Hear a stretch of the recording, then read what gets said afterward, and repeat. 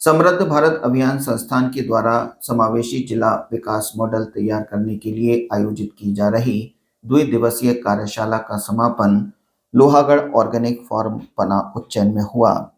मुख्य अतिथि ध्वनिरामा ने अपने सुझाव साझा करते हुए बताया कि किसानों व गांव के गरीब व्यक्तियों की अधिक समृद्धि के साथ महिलाओं एवं बालिकाओं की शिक्षा स्वरोजगार की दिशा में कार्य करने की जरूरत है।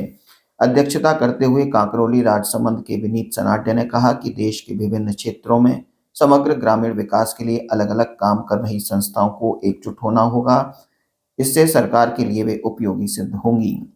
गोष्ठी में समृद्ध भारत अभियान के निदेशक सीताराम गुप्ता ने कहा कि विभिन्न संस्थाएं अपने तरीके व अनुभवों के आधार पर विकास के क्षेत्र में कार्य कर रही हैं, लेकिन उन्हें एक दूसरे के कार्यों की कोई जानकारी नहीं होती। इन सभी संस्थाओं के कार्यों को साझा करने के लिए यह कार्यशाला आयोजित की गई है। लोहागढ़ ऑर्गेनिक फार्म पना उज्जैन के संचालक कमल मीणा ने बताया कि सीताराम गुप्ता के निर्देशन में अपनी भूमि पर ऑर्गेनिक फार्म तैयार किया गया है। गोष्ठी का संयोजन मोनिका अरोड़ा ने किया। इंदौर के भारत भूषण ने सभी का आभार व्यक्त किया। इससे पहले विनीत सनाढ्य ने सभी संभागियों को स्वागत किया। समापन गोष्ठी में रबर बोर्ड के चेयरमैन डॉक्टर सावर धनानिया, भारतीय प्रशासनिक सेवा के पूर्व अधिकारी वेद प्रकाश, नरेंद्र सिंह परमार, सत्येंद्र सिंह, रीना भारतीय आदि ने अपने विचार व्यक्त किए। इस अवसर पर सीडीपीओ महेंद्र अवस्थी, प्रदेश प्रभारी पुनीत गुप्ता, लेखाकार अनिल गर्ग, अनुज उपाध्याय, विष्णु मित्तल, राजेंद्र शर्मा, मोनू सेन इत्यादि उपस्थित रहे। जो पब्लिक पॉलिसी के ऊपर कि हम यहाँ के लिए क्या कर सकते हैं, क्या बेहतर हो सकता है, क्या बेहतरीन हो सकता है, उसको पेपर पे ला सकें और इसके उत्थान के लिए उसको पेपर के पे लाने के बाद सरकार के साथ मिलकर इसका प्रयास कर सकें। ये रिजल्ट आया है जिसमें सबने अपने सुझाव भी दिए हैं। हम भरतपुर के लिए क्या क्या कर सकते हैं। भरतपुर बहुआयामी है, अपने आप में ऐतिहासिक धरोहर भी एक समेटे हुए हैं। तो हमें इन सारी चीज़ों को देखकर ग्राम्य संस्कृति, पर्यटन, इस सब का समावेश इसमें रहेगा। ठीक है, ग्राम्य पर्यटन से संस्कृति और संस्कृति के साथ पर्यावरण और इसी से उद्योगों का उद्गम होगा।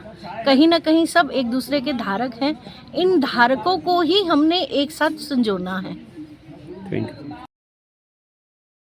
दिन की हमने कार्यशाला आयोजित की है समृद्ध भारत अभियान के तहत में, और इसमें हिंदुस्तान के जाने माने जो गणमान्य नागरिक हैं वो पधारे हैं।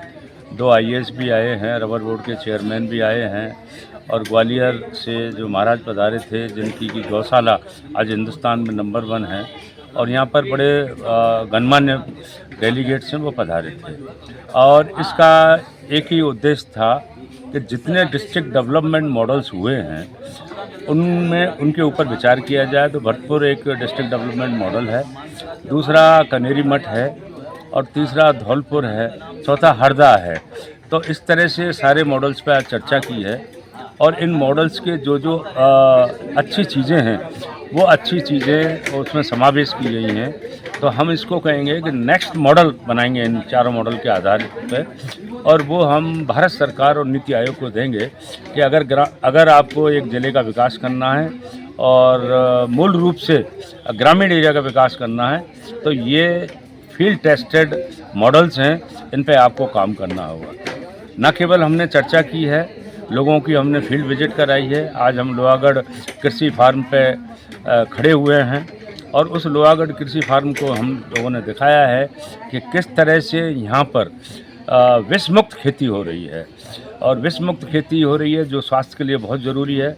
और स्वास्थ्य का जो आज स्वास्थ्य के साथ जो खिलवाड़ हो रहा है पूरे देश में, उस पर एक ही चीज़ है कि जब तक हम अपनी रसोई को सही नहीं करेंगे, जब तक हमारे खान पान को सही नहीं करेंगे, जब तक हमारी खाने वाली वस्तुओं को सही नहीं करेंगे, तो जब तक काम नहीं चलेगा।